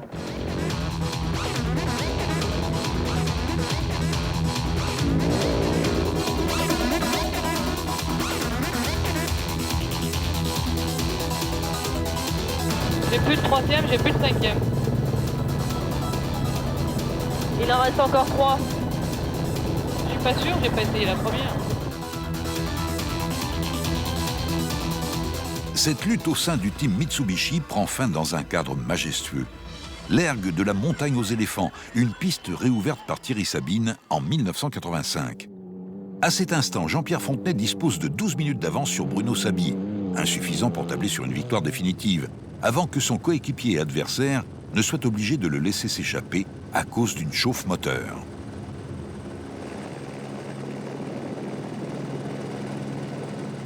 Plus rien désormais ne peut l'arrêter, même cet océan Atlantique un peu fourbe qui a happé Jean-Louis Schlesser, 5e du général. Fontenay, Shinozuka, Sabi, on avait les 3 noms, il fallait deviner l'ordre.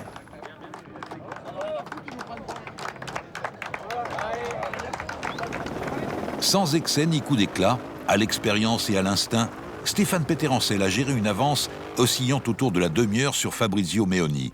6e victoire, Peterencel devient le pilote le plus titré de l'histoire d'un rallye que seulement un tiers des concurrents ont terminé pour sa 20e édition.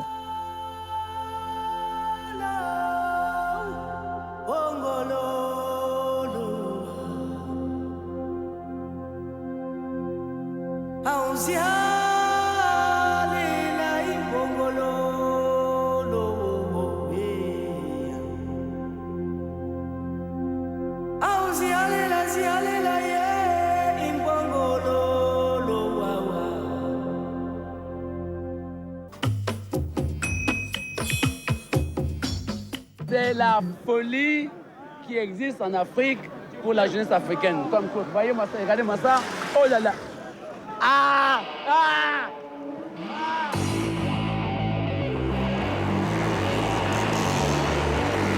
À Bobo Dioulasso, au Burkina Faso, l'imitation ne coûte rien, ou plutôt si, une mobilette.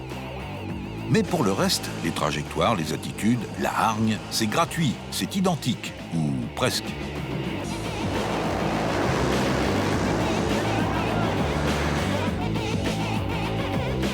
Une nouvelle fois, KTM ne fait pas dans la demi-mesure. Et une nouvelle fois, sa corde de pilote s'égrène au fil des étapes. Kenny Gardner pour traumatisme dorsal, Roma pour poignet brisé.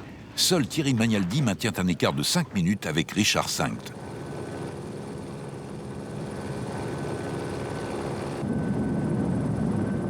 Sankt succède ainsi à Stéphane Peterencel, parti vivre sa carrière en voiture, dans le rôle d'empêcheur de tourner en rond. Il est l'un des 4 pilotes officiels BMW, ne traîne pas en route. Quant à savoir s'il est aussi pressé que John Deacon, personne n'a jamais pu répondre. I don't know, I took on too much liquid yesterday, you know. I had to, I've been to the toilet 4 times coming here, but I only stopped twice. So, for sure I need to wash the clothes tonight, eh?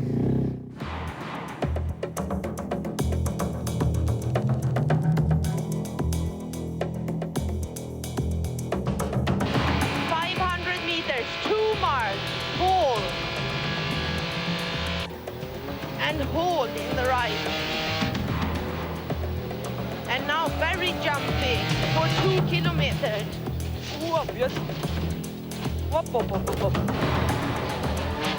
Du début de course, on retient la première place générale de Tina Turner et Jutta Kleinschmidt, toujours pionnières dans l'excellence, et les crevaisons à répétition de Jean-Pierre Fontenay, qui creuse peu à peu un retard qu'il ne pourra jamais combler. 3 crevaisons et 200 km sans route de secours à rouler, on était arrêtés. C'est comme ça. À mi-parcours, les positions sont établies. Jean-Louis Schlesser, non plus outsider mais favori grâce à son partenariat avec Renault, n'a plus qu'à maîtriser Miguel Prieto. Les 2 hommes se livrent un duel, malgré des options parfois opposées.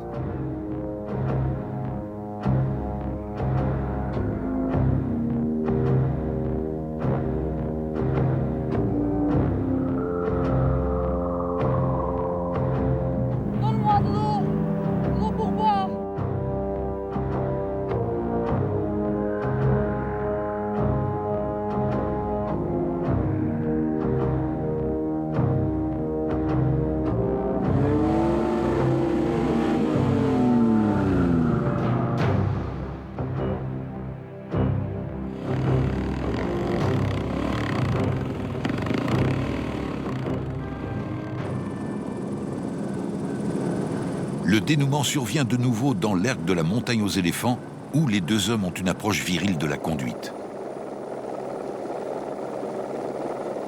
C'est de l'intox, une recherche de l'ascendance psychologique. Prieto finit par s'égarer. Schlesser et Monet ont gagné. Quand on l'a vu poser, là, on a mis un petit peu de gaz pour essayer justement de creuser un écart qu'on n'arrive pas à creuser depuis le début de la course.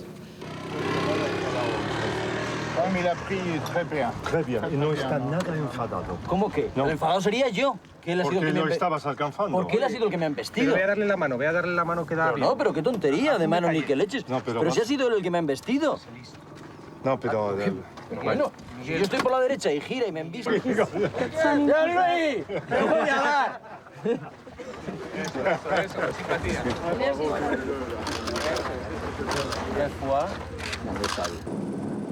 Richard V continue son petit bonhomme de chemin sans se soucier outre mesure du raid collectif que mène KTM au profit de Thierry Magnaldi, entre Attard et Nouakchott, à 2 étapes de l'arrivée. Ce jour-là, Richard V obtient le chaos général. La moto m'est partie de l'arrière, donc je suis tombé dans les gros cailloux et j'ai un gros hématome au niveau des abdos. Donc j'ai hyper mal et j'ai plus de force dans la jambe droite. Je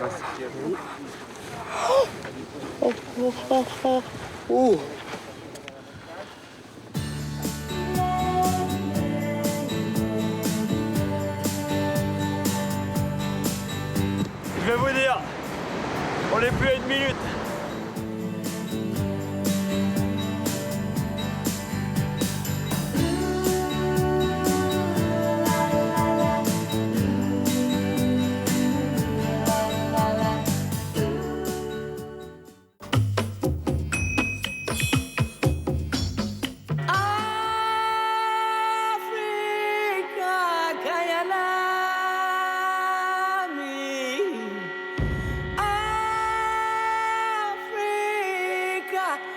Année d'exception, parcours original.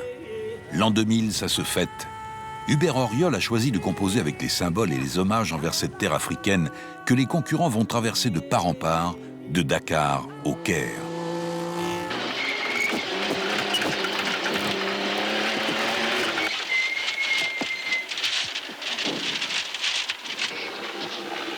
La piste pour aller à Nioro. Dans le village, après là-bas. Stéphane Peterencel se dresse en outsider. Il roule sur un proto nommé Mega, doté d'un moteur Mitsubishi, n'est pas avare d'accélération, emporte la 2e étape. Mais le schéma observé les années précédentes se reproduit. Mitsubishi face aux buggy, les buggy face aux Mitsubishi. Après la 6e étape à Niamey, Shinozuka mène le général. 6 minutes devant Schlesser, 8 devant Peterencel.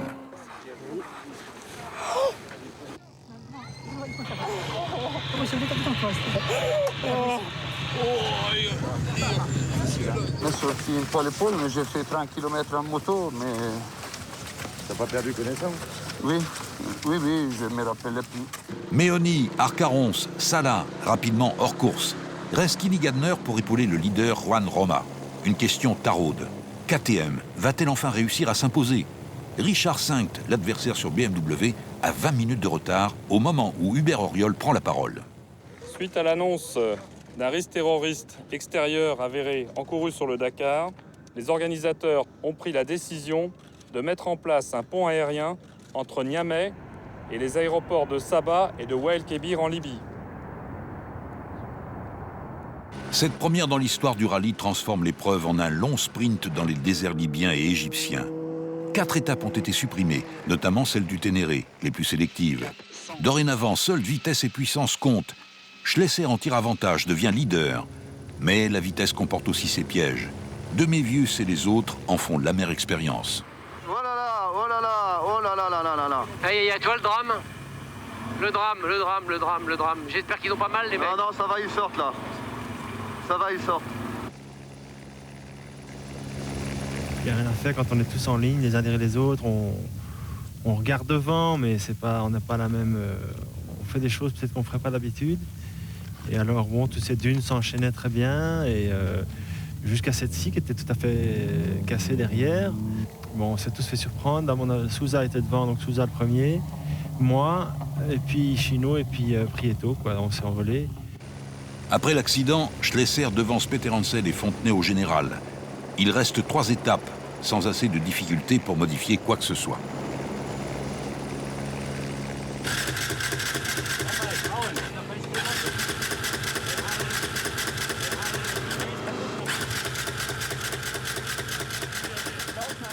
Le 17 janvier à Saba, après l'interruption de course de 5 jours, le moteur de la KTM numéro 7 a ses faiblesses et Juan Roma des sueurs. Puis la machine ronronne de nouveau. L'Espagnol prend le départ, ne concède rien à Richard V avant de frémir 2 jours plus tard au ravitaillement sous les yeux de son adversaire. No, it's just the starter. One turn. Le problème n'est pas grave en soi puisque Roma dispose d'une garde rapprochée. Mais il n'empêche, la BMW de Sainct tourne comme une horloge et la fiabilité de la mécanique finit par primer. Mayer ne sert plus à rien. Il peut être une oreille attentive tout au plus. Roma a perdu, KTM aussi. Cuando sales por la mañana pues estás expuesto, ¿no? A que pase algo así, o que te caigas, o que te pierdas, o que se rompa la moto y en este caso pues se ha roto, pero ¿qué le vamos a hacer? Otro año, otro Dakar y a desmontar y al menos llegar al Cairo. 2000 marque ainsi le 2e succès de Sainct et la suprématie des BMW qui place 4 de ses pilotes aux 4 premières places. KTM vit une nouvelle déconvenue.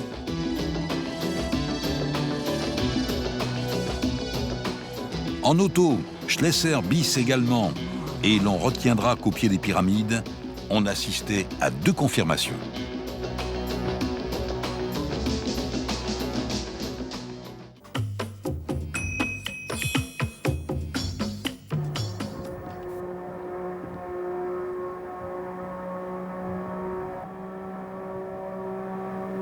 Il ne suffit pas d'être rapide. Encore faut-il être chanceux, ne pas crever trop souvent, se retourner de façon modérée, ne pas casser. Jean-Pierre Fontenay, alors 3e, a connu ses déboires et dans ces moments-là, il ne reste plus qu'à vérifier si l'on a ses 2 bras et ses 2 jambes. Allez, il faut essayer de limiter les dégâts, on va.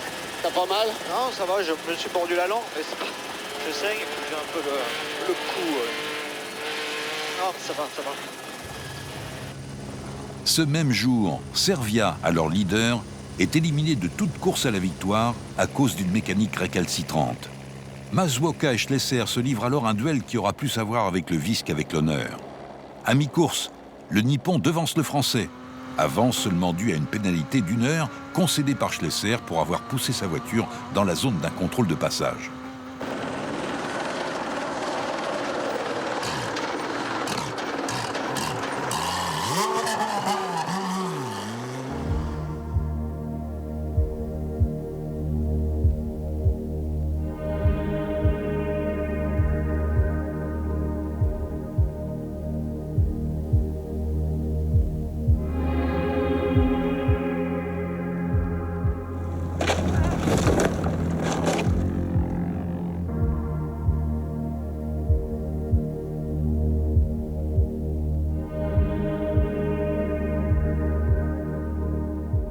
On peut avoir une grande maîtrise, le regard le plus vif et la réaction la plus courte. Une gamelle sapant au nez de tout le monde, Juan Roma y compris.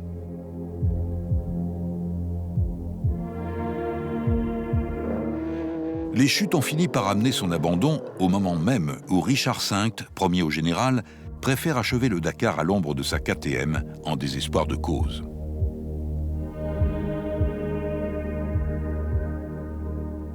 On arrivait à la journée de repos. C'était la journée où on devait changer le moteur. Le moteur avait fait la moitié du rallye. Sur les 7 motos en course, il n'y en a aucun qui a cassé. Et malheureusement, il y en a qui cassent, c'est le mien, à 5 km de l'arrivée. Fabrizio Meoni hérite alors de la plus confortable des situations. Il est leader au général au sein d'une équipe qui entrevoit enfin une victoire et impose ainsi le statu quo entre ses pilotes. Chez KTM, on ne fait pas dans le bricolage.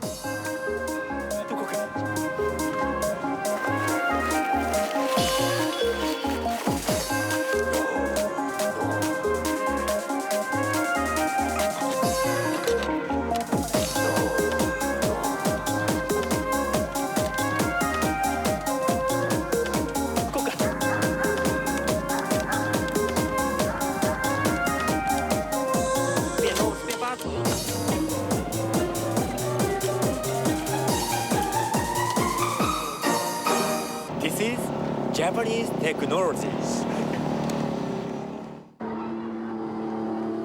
Sur les pistes d'Afrique noire, il y a quelques principes de bienséance à respecter. Elles sont étroites. L'usage veut que le plus lent laisse porte ouverte au plus rapide. Mais l'usage n'est pas la règle, et Jutta Kleinschmidt, coéquipière de Masuoka, a oublié cette courtoisie. Énervement et mauvaise foi font leur chemin. Je trouve ça complètement antisportif. Und wir haben Jean-Louis den ganzen Tag nicht gesehen. 2 jours plus tard, veille de l'arrivée, Jean-Louis Schlesser joue au poker menteur, vole le départ à Masuoka. C'est un kit ou double accepté par le pilote et les commissaires de course qui lui infligent une légère pénalité. Ce coup de bluff va avoir des conséquences inattendues.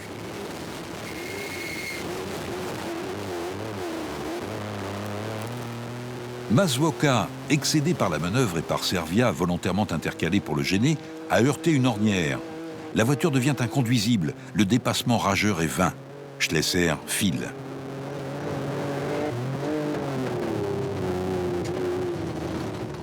Pascal Mémon a alors le sentiment d'injustice prononcé. Le traquenard et leur naïveté ont vaincu son calme.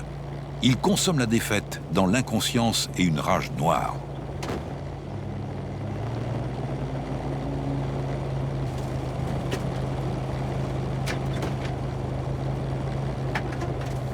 On a joué un départ anticipé, on a pris le risque de prendre une pénalité, on l'a fait et ça a peut-être mis un peu de pression à notre japonais et ami malgré tout. Henri Magne n'ironise pas longtemps.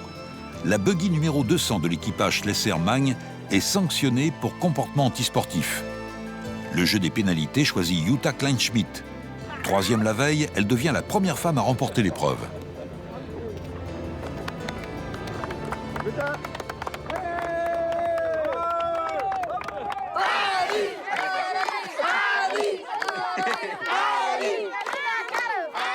À moto, tout a été beaucoup plus simple et Fabrizio Meoni, pour une fois délaissé par les chutes et les soucis mécaniques, s'impose de façon paisible, l'air de rien, sans cri ni polémique. Premier, Fabrizio Meoni, Italie sur KTM.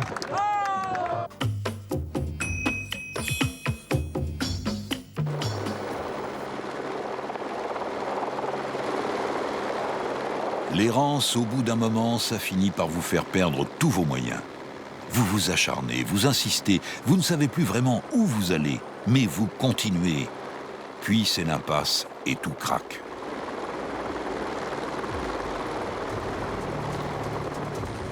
Juan Roma a vécu cette perdition. Il n'a jamais vu Dakar.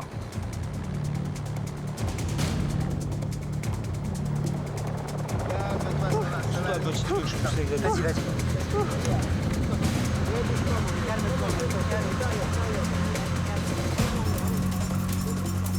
Là, t'es là-bas, tu pleures. Tu peux rien faire. Ça casse mort. Et ces tubes, ils ont fondu. Ils vont même pas les récupérer. Ah oui, leur œuvre qui est partie en fumée. Il n'y a rien à récupérer. C'est l'horreur.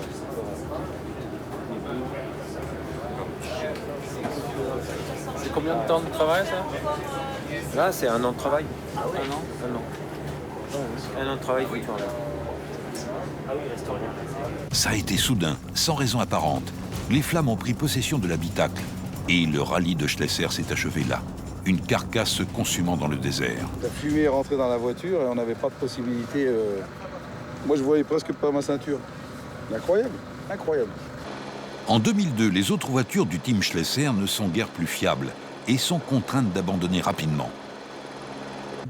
Les Nissan subissent toutes les pannes imaginables. Boîte de vitesse, injection, compression. Il faut pousser sans cesse, subir les pénalités. Toute ambition au général disparaît.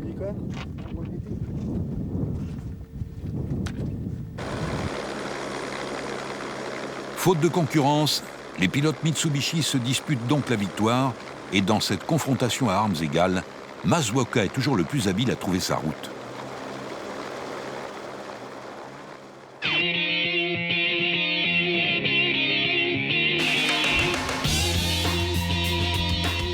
Fabrizio Meoni mène la folle sarabande des KTM qui, pour donner un peu de saveur à la course, aligne 2 teams. On roule seul, on roule en meute. Le Dakar a fini par devenir le précaré du constructeur autrichien.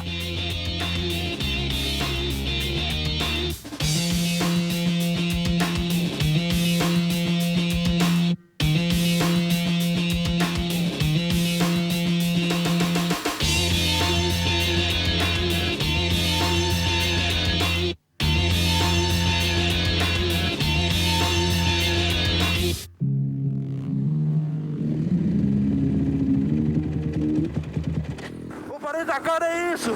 É adrenalina pura. É pura adrenalina, minha gente. É Brasil aqui no Dakar. Eu amo o Brasil e gosto dessa África também. É isso aí, pessoal. É isso aí. Dans l'habitacle du camion 410, l'attitude est plus retenue. Un père a repris le volant pour que le fils découvre les misères du rallye. Yann de Roy avait fasciné avec ses camions dragster. Il a cette fois une machine plus humble. Questi hanno fatto così, guarda, Matteo. No, abbiamo sbagliato strada. Come sbagliato strada? Abbiamo sbagliato strada.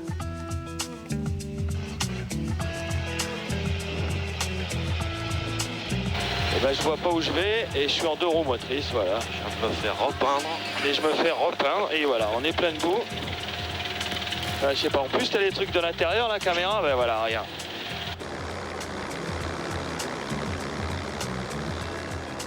Jean-Pierre Fontenay a une âme de compétiteur doublée d'une âme d'enfant. Il écrit des BD à ses heures perdues et joue encore aux autotamponneuses. Au sein de Mitsubishi, chacun joue sa carte personnelle. Shinozuka égare la sienne dans une bosse et par un juste retour des choses, Masuoka et Mémon foncent vers Dakar où la victoire les attend enfin.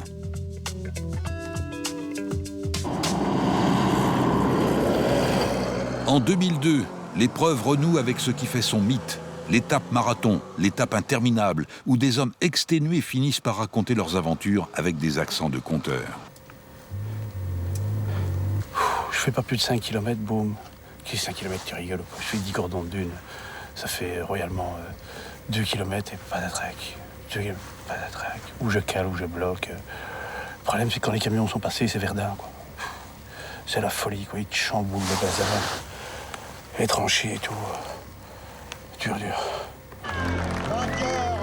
Ne serait-ce pas d'ailleurs ces histoires qui sont l'essence du Dakar? Méoni en a à raconter, lui qui n'a jamais été épargné par les galères en tout genre et les déceptions abyssales. Hiroshi Masuoka aussi aurait son mot à dire, puisque personne n'est jamais sorti vierge de cette rencontre avec soi-même en plein désert.